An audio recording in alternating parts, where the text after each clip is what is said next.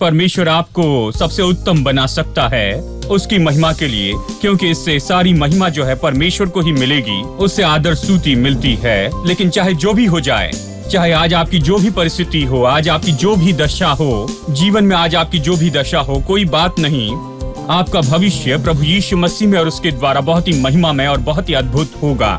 ये मसीह संदेश अगर ये सच नहीं है तो मैं यहाँ पर खड़े रहकर आपको प्रचार नहीं कर सकता था। आपके पास महिमा में भविष्य है प्रभु यीशु मसीह में और उसके द्वारा। आप बस खुद को उसके हाथ में सौंपे और जो कुछ उसने शुरू किया उससे वो पूरा करेगा।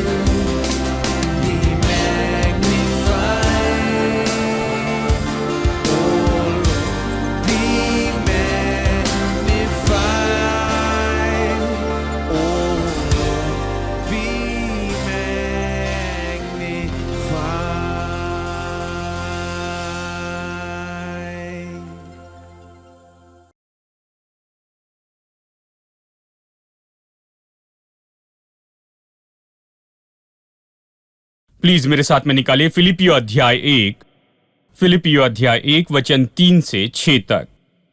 मैं जब जब तुम्हें स्मरण करता हूं तब तब अपने परमेश्वर का धन्यवाद करता हूं, और जब कभी तुम सब के लिए विनती करता हूं तो सदा आनंद के साथ विनती करता हूं कि तुम पहले दिन से लेकर आज तक सुसमाचार के फैलाने में मेरे सहभागी रहे हो। मुझे इस बात का भरोसा है कि जिसने तुम में अच्छा काम आरंभ किया है वह उसे यीशु मसीह के दिन तक पूरा करेगा। अब हम आपको अनुग्रह के बारे में बताते आ रहे हैं। ये अद्भुत अद्भुत परमेश्वर का अनुग्रह है। अब मैंने आपको बताया है कि परमेश्वर का अनुग्रह ही ऐसा है जिसके हम योग्य नहीं थे, फिर भी उसने हम पर कृपा की।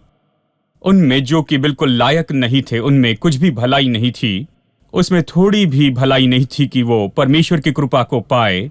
लेकिन परमेश्वर का अनुग्रह है जो लोगों को दिया गया, ऐसे लोगों को कि जो कि उसके बिल्कुल लायक ही नहीं थे। हम इसके लायक नहीं थे, ये असीमित है, कभी न खत्म होने वाला। ऐसे परमेश्वर की असीम कृपा जो मनुष्य को दी गई, जो कि उसके लायक नहीं थे। अब इस अनुग्रह को समझने के लिए हम उद्धार पर सिखा रही हैं, क्योंकि उद्धार तो अनुग्रह के लिए सबसे अच्छा उदाहरण है।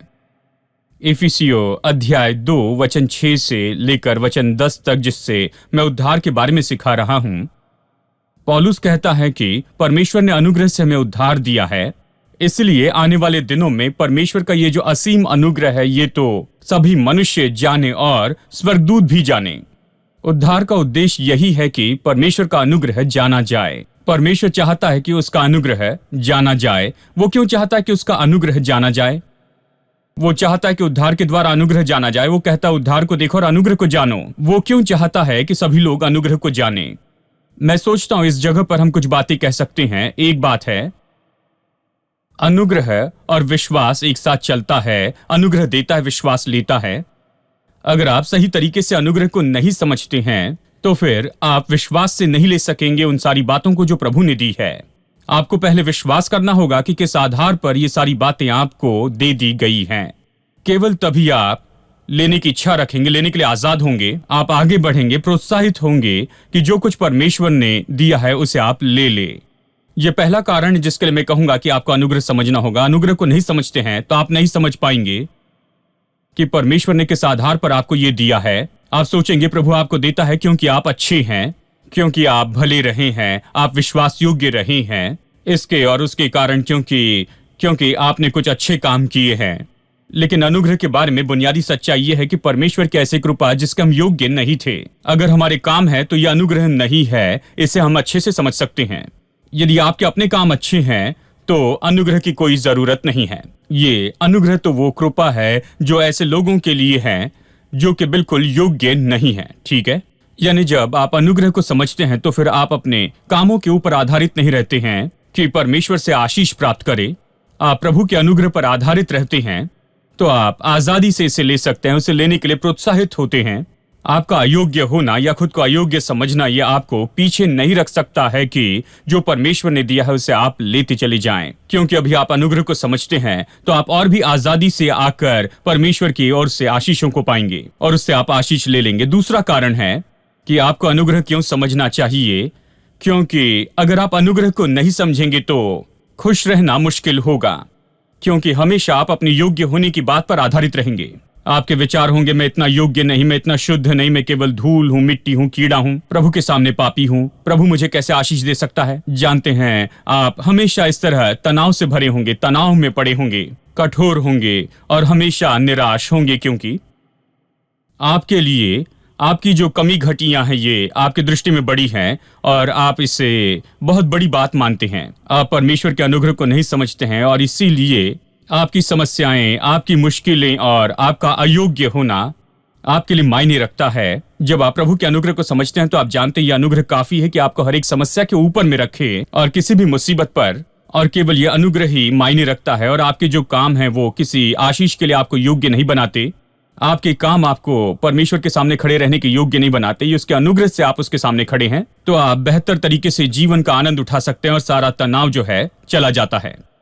और मैंने आपसे कहा है कि अनुग्रह के बारे में हम 3 भागों को देखते जाएंगे। एक है अनुग्रह के द्वारा उद्धार। हमें अनुग्रह के द्वारा उद्धार का अध्ययन करना होगा, क्योंकि तभी आप अनुग्रह समझेंगे। क्योंकि उद्धार तो अनुग्रह से है, इसलिए कि परमेश्वर का अनुग्रह सभी के सामने प्रकट हो, मनुष्य और स्वर्गदूतों पर। यानी अनुग्रह से उद्धार, ये तो पहला क्षेत्र है जिसके बारे में हमने अभी अध्ययन किया है पिछले 3 हफ्तों में। और दूसरी बात है सुरक्षा करने वाला अनुग्रह, परमेश्वर की सामर्थ्य जो अनुग्रह से रक्षा करती है। हम इसी का अध्ययन करेंगे, कैसे हमें सुरक्षित रखा गया है शुरू से अंत तक। तीसरी बात का हम अध्ययन करेंगे कि अनुग्रह से कैसे जीते हैं परिवार में, पति और पत्नी के रूप में। हमारी सारी चुनौतियों के बीच में इस बुरे संसार में दुष्ट लोग हैं जिसका इस संसार में सामना करते हैं, और कैसे अनुग्रह हमें थामे रहता है और हमें योग्य बनाता है कि संसार में जिए। कैसे हम परमेश्वर के अनुग्रह से जीते हैं, ये तो व्यवहारिक बात है। लेकिन पहले हमें सिद्धांत के विचार को देखना है कि अनुग्रह क्या है, यह हमें कैसे उद्धार देता है, हमें बचा कर रखता है और फिर इसका उपयोग करना है। मसीह शिक्षा तो इसी तरह से होती है। उदाहरण के लिए रोमियो की किताब के पहले 11 अध्याय तो सिद्धांत के अध्याय हैं। 11 अध्याय पूरे करने के बाद में 12वां अध्याय इस तरह से शुरू होता है। इसलिए भाइयों, मैं तुम्हें परमेश्वर की दया स्मरण दिलाकर विनती करता हूं कि तुम अपने शरीर को जीवित, पवित्र और परमेश्वर को भावता बलिदान चढ़ाओ, जो कि तुम्हारी आत्मिक सेवा है। इस संसार के सदृश न बनो, परंतु मन के नए हो जाने से बदलते जाओ, कि तुम परमेश्वर की भली भांति इच्छा अनुभव से मालूम करते रहो। इन सारी बातों की बुनियाद 11 अध्याय पर है, जिसे उसने पहले बता दिए हैं। जो 11 अध्यायों में बताया गया, अभी उसका उपयोग करते जाना है। और इसलिए 12वां अध्याय शुरू होता है। इसलिए मैं तुमसे विनती करता हूं, अगर 11 अध्याय को नहीं देखा है तो फिर 12वां अध्याय नहीं कर सकते हैं। यानी 11 अध्याय देखे, इसीलिए वो कहता है इसीलिए भाइयों। और यही बात आप लगभग हर एक पत्री में देखते चले जाएंगे। इफिसियों में उदाहरण के लिए देखिए, पहले 3 अध्याय तो सिद्धांत से भरे हैं। चौथा अध्याय, आधा अध्याय सिद्धांत का है, और फिर इस सिद्धांत का जीवन के साथ में उपयोग करता है और इसके बारे में बताना शुरू करता है। लगभग सारी पत्रियां इसी तरह से होती है। पहले सिद्धांत, फिर उसके अनुसार करना। कुछ लोग कहते हैं मुझे सिद्धांत पसंद है, लेकिन मुझे इसके व्यवहारिक उपयोग का भाग पसंद नहीं है। ये बहुत ज्यादा व्यवहारिक है, मुझे इसका खास भाग पसंद है, बस सिद्धांत मुझे पसंद है। कुछ लोग कहते हैं मुझे व्यवहारिक भाग पसंद है, ये सिद्धांत की बात मुझे पसंद नहीं है। वो इसी तरह से इसे देखते हैं। आप एक से दूसरे को ज्यादा महत्व नहीं दे सकते हैं, आपको दोनों चाहिए। ये सिद्धांत और व्यवहारिक बातें दोनों एक दूसरे की हैं, दोनों की जरूरत है। मसीह सिद्धांत अलग हैं। ये केवल सिद्धांत के लिए सिद्धांत नहीं है, आपके मन को उकसाने के लिए सिद्धांत नहीं है। ये ऐसे सिद्धांत है जो बाद में इसके अनुसार व्यवहार किया गया है। आप जो विश्वास करते वैसे जीते हैं, आप जो विश्वास करते वही करते हैं। जो विश्वास करते महत्वपूर्ण है, और इसलिए ये सारी चीजें बहुत ही महत्वपूर्ण है और हमें इसे पूरी तरह से समझना होगा, फिर हम अपने जीवन में इसका उपयोग कर सकते हैं। ठीक है, अब मैंने आपको पहले बताया कि हम देखेंगे कि अनुग्रह के द्वारा सुरक्षित रखा। अनुग्रह में परमेश्वर की सामर्थ जो रक्षा करती है, इसके बारे में देख रहे हैं। और मैंने दिखाया कि कैसे परमेश्वर के अनुग्रह ने केवल उसने हमारे उद्धार के लिए प्रयोजन ही नहीं किया है, परमेश्वर ने प्रयोजन किया है कि हमें अंत तक बनाकर रखे। ये सब बना है, जीवन भर की गारंटी है। एक दिन कोई मुझे बता रहा था पास्टर सैम कमलेश के बारे में। उनके पास्टर जब वो छोटे थे तो ये उनके पास्टर थे, और उन्होंने कहा इनके साथ में जीवन भर की गारंटी है पास्टर की देखभाल की। एक बार वो पास्टर हो तो आप चाहे जहां भी हो, वो हमेशा पास्टर होंगे। वो देखभाल करेंगे, आप उन्हें फोन कीजिए, वो बात करेंगे, जानते हैं, वो आपको सलाह देंगे, मदद करेंगे, और ये सब जीवन भर की पास्टर की देखभाल। यानी उद्धार तो इस बात से बहुत बढ़कर है, मनुष्य से बढ़कर है कि वो जीवन भर के पास्टर हो। ये परमेश्वर आपको गारंटी देता है कि जीवन भर वो आपकी परवाह करेगा और आपकी देखभाल करेगा, शांति देगा और अनंत काल का जीवन देगा। उद्धार इसी बात की गारंटी देता है। केवल उद्धार देने के लिए ही अनुग्रह नहीं दिया गया, आपकी रक्षा के लिए भी परमेश्वर ने कुछ प्रयोजन किए हैं। हमने उद्धार के अनुग्रह को देखा, अभी सुरक्षा के अनुग्रह को देखे, हमें अंत तक बनाकर रखने के लिए। इसलिए मैंने ये वचन पढ़ा जहां ये कहता है, पौलुस कहता है, मैं इस बात के बारे में भरोसा रखता हूं कि जिसने तुम में भला काम शुरू किया है वो मसीह के दिन तक इसे पूरा करेगा। उसने शुरू किया, बंद नहीं करेगा, ये इसे पूरी तरह से पूरा करके दिखाएगा। परमेश्वर बीच में छोड़ देने के काम में नहीं, वो आपके लिए हिम्मत नहीं हारता है। वो कभी इस तरह से नहीं कहेगा, देखो मैंने बहुत से लोगों की मदद की है, मैंने बहुत कुछ किया, लेकिन ये व्यक्ति कुछ नहीं कर सकते, मैं इसके लिए कुछ नहीं कर सकता, मैं इससे कुछ नहीं कर सकता, इसे घर ले जाओ। कुछ संस्थाएं ऐसा करती हैं, वो माता पिता को बुलाकर कहते हैं हम बच्चों में काम करते हैं, उन्हें अच्छा किया, लेकिन इस बच्चे के साथ नहीं, तुम इसे घर लेकर जाओ और इसे कभी यहाँ पर नहीं लाना।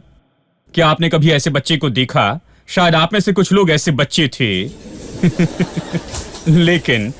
लेकिन परमेश्वर हमसे कभी हिम्मत नहीं हारता है, परमेश्वर का धन्यवाद।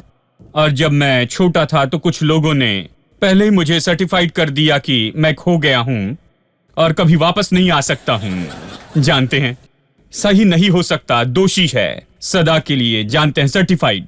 बहुत से पास्टर ने कहा, लेकिन स्वर्ग के परमेश्वर ने मेरी ओर देखा और अनुग्रह से मेरा उद्धार किया और अनुग्रह से मुझे ऐसा व्यक्ति बनाया है। जानते हैं, मैं सोचता हूं परमेश्वर ऐसे ही करता है, वो सबसे बुरे व्यक्ति को लेता है और उसका सबसे अच्छे तरह से उपयोग करता है कि सारी महिमा केवल उसी को मिले।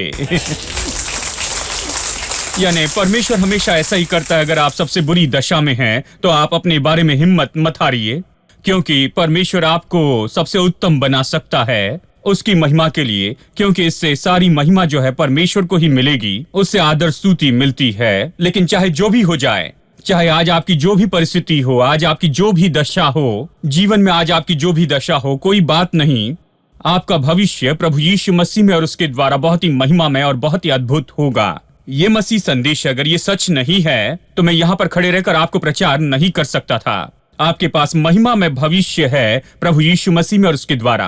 आप बस खुद को उसके हाथ में सौंपे और जो कुछ उसने शुरू किया उसे वो पूरा करेगा। उसने आप में प्रोजेक्ट शुरू किया है और वो उसे पूरा करेगा। आपके साथ उद्धार में उसने शुरू किया।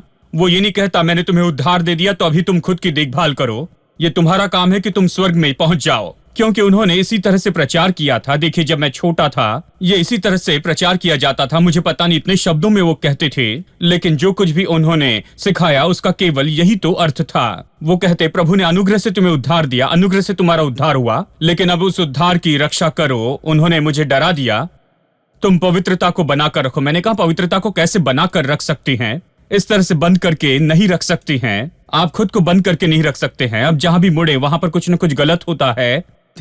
आप यहाँ गलती करते हैं, वहां गलती करते हैं, सोचने के पहले हजारों गलतियां करते जाते हैं। तो कैसे उद्धार की रक्षा करेंगे, कैसे पवित्रता को बनाकर रखेंगे? ये ऐसी बातें कर रहे थे जो मेरे लिए वास्तविक बात नहीं थी। मैं हमेशा दोषी महसूस करता था और जब भी वेदी का पुकारा दिया जाता किसी न किसी कारण से मैं वहां पर जाता था। एक तो खुद को समर्पित करता या फिर से मैं उद्धार पाता था और फिर से समर्पित करने के लिए फिर समर्पित होता। मैं जानता हूं कुछ लोगों ने ऐसे ही किया होगा। अब ये सब कुछ खत्म हुआ जब से मैंने परमेश्वर के अनुग्रह को समझ लिया है। प्रभु के अनुग्रह के बारे में मैं ये समझता हूं, उसका अनुग्रह ने मुझे उद्धार दिया। उसका अनुग्रह केवल मेरे लिए उद्धार में ही उपलब्ध नहीं है, लेकिन मेरे जीवन के प्रतिदिन के लिए उपलब्ध है और पूरे अनंत काल के लिए उसका अनुग्रह मेरे लिए उपलब्ध है। और ये तो बस ऐसे ही मुझ पर नहीं आता है, यानी बस उद्धार के लिए कुछ पल के लिए आए कि मैं अनुग्रह से उद्धार पाऊं और फिर ये मेरा काम होगा कि निश्चित कर लूं कि स्वर्ग में जाऊं। लेकिन उन्होंने मुझे यही बताया, अब मैंने जाना ये मेरा काम नहीं है। वो निश्चित करता है कि जो कुछ उसने मेरे अंदर शुरू किया है उसे वो पूरा करता है।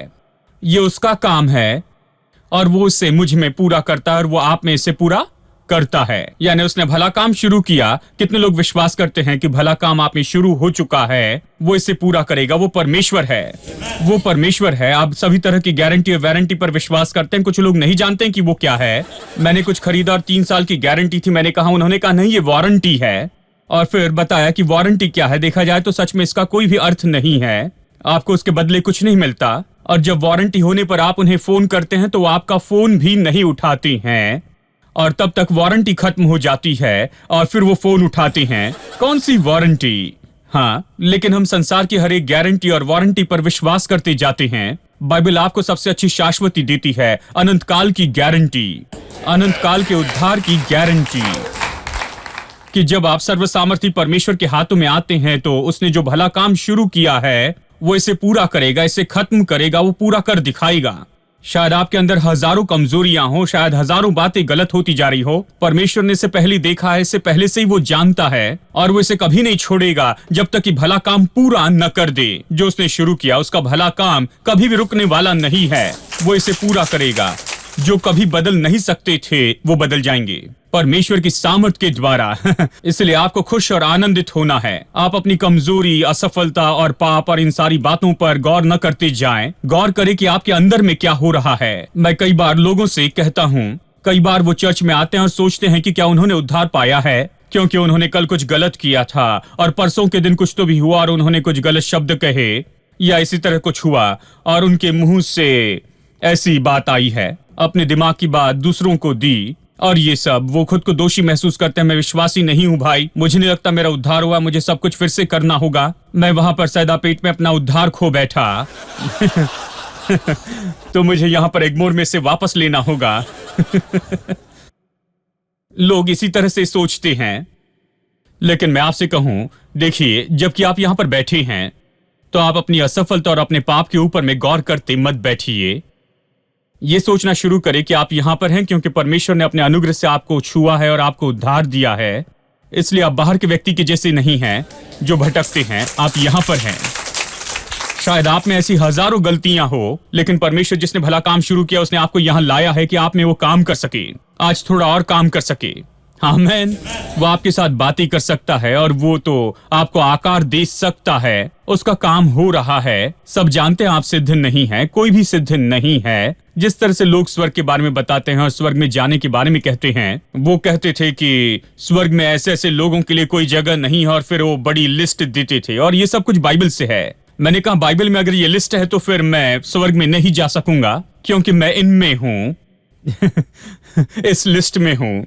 शर्म की बात है, जानते हैं। और मैं कहता मेरे प्रभु मैं वहां पर कभी नहीं जा पाऊंगा। देखिए यह कहता है स्वर्ग के राज्य में ऐसे व्यक्ति के लिए कोई भी जगह नहीं है। देखिए, फिर मैंने जाना कि यह उद्धार पाए विश्वासी के बारे में नहीं, लेकिन यह अविश्वासी के बारे में कहता है, जिन्होंने यीशु को प्रभु स्वीकार नहीं किया और इस तरह का जीवन जी रहे हैं। लेकिन उद्धार पाए हुए लोग कई बार इस तरह की गलती में गिरते हैं और इस तरह के गलत जीवन में, और ये ऐसा होता है। लेकिन ये उनके बारे में इस तरह से नहीं कह रहा है, ये हमारे बारे में नहीं कहता है। हमारे लिए अनंतकाल के उद्धार की योजना परमेश्वर ने बनाकर रखी है, और कोई भी परमेश्वर के अनंतकाल के उद्देश्य को कैंसिल नहीं कर सकता है जो हमारे जीवन के लिए हैं। आमेन। यानी जो उसने शुरू किया उसे वो पूरा करेगा। तो मैंने आपको 4 बात बताई हैं किए गए प्रयोजन के बारे में। एक तो परमेश्वर की सामर्थ है, दूसरा परमेश्वर का प्रेम, तीसरी बात परमेश्वर के पुत्र की प्रार्थना, जा कहता है जो भी तूने मुझे दिया उसमें से एक भी नहीं खोया। मतलब ये बताता है कि हमारे साथ में क्या होगा। यीशु केवल अपने चेलों के बारे में नहीं कहता, ये हमारे बारे में कहता है। कोई खोया हुआ नहीं है, हम में से कोई भी खोया नहीं है। चौथी बात, क्रूस के ऊपर प्रभु यीशु ने हमारे लिए जो काम किया है, क्रूस पर हमारे पाप से निपट लिया, भूतकाल, वर्तमान और भविष्य के। और इसलिए कि पापियों के लिए पाप तो अभी मुद्दा नहीं रहा है, अभी वो नरक में नहीं जाएगा। कोई भी पापी अपने पाप के कारण नरक में नहीं जाएगा, क्योंकि कलवरी के क्रूस के ऊपर उसके पापों से निपट लिया गया है। अगर पापी वहां पर जाएगा, यानी अगर पापी नरक में जाएगा, ये तो उसके पाप के कारण नहीं, लेकिन इसीलिए कि उसने स्वीकार नहीं किया है यीशु मसीह के द्वारा उद्धार को, जो कि उस पाप के लिए हल है, इसलिए वो नरक में जाएगा। यदि पाप अविश्वासी के लिए कोई बड़ा मुद्दा नहीं है, तो फिर ये विश्वासियों के लिए इतना बड़ा मुद्दा क्यों हो गया? पिछले हफ्ते संदेश के अंत में यही कहा था, बहुत से लोग पाप की दोष भावना में हैं। मैं विश्वासियों के बारे में कह रहा हूं, वो पाप की दोष भावना में बंधे हैं। और मैं आपको व्यवहारिक रूप में कहता हूं, अगर विश्वासी के लिए पाप कोई मुद्दा नहीं है, तो फिर पाप विश्वासी के लिए इतना बड़ा मुद्दा क्यों है? क्योंकि परमेश्वर ने प्रयोजन किया है, ये एक बार सदा के लिए हल दिया है। इब्रानियों की पत्री कहती है, एक बार सदा के लिए हमें पाप से छुड़ाने के लिए वो मरा। देखिए, आपके पाप करने पर वो आकर फिर से मरने वाला नहीं है। ये जो हल जो कलवरी के क्रूस पर दिया गया है, वो एक बार सदा के लिए दिया गया हल है, और ये तो काफी है। और यह आपके भूतकाल, वर्तमान और भविष्य के लिए, अनंत काल के लिए इससे निपट लेता है। परमेश्वर ने इस तरह का हल दिया है, यानी पाप हमारे लिए भी कोई मुद्दा ना हो। बात तो यह है, अगर हम पाप करें तो हम वापस जाए, पापों का अंगीकार कर ले, और यीशु का लहू तो पहले से ही उपलब्ध है। दवाई तो तैयार है, उपचार तैयार है, चंगाई तैयार है। हम शुद्ध होकर धर्मी हो सकते हैं। वो पूरी तरह से धर्मी है कि हमें क्षमा करे, हमें शुद्ध करे, माफ करे और परिपूर्ण करे। आमेन। Give thanks to the Lord, our God and King. His love endures forever. For He is good, He is above all things. His love endures forever. Sing praise, sing praise. With a mighty hand and an outstretched arm, His love endures forever. For the life that's been reborn, His love endures forever. Sing praise, sing praise, sing praise, sing praise, sing praise. Forever God is faithful, forever God is strong, forever God is with us, forever and ever. Forever God is faithful, forever God is strong, forever God is with us, forever and ever, forever.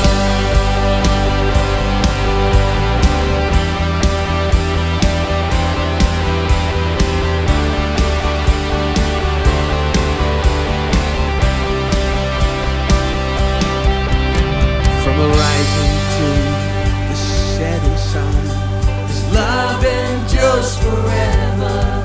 And by the grace of God, we will carry on. Everybody, His love endures forever. Sing praise,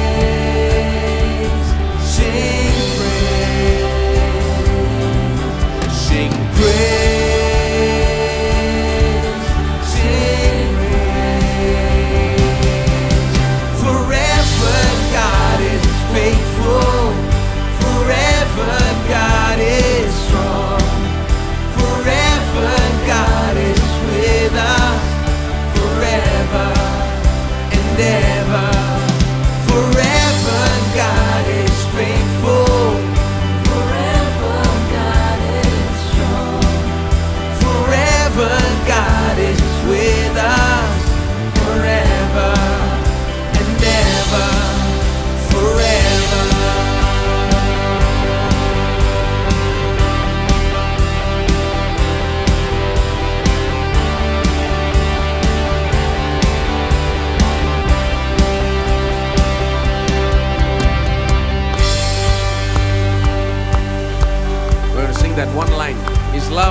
endures forever.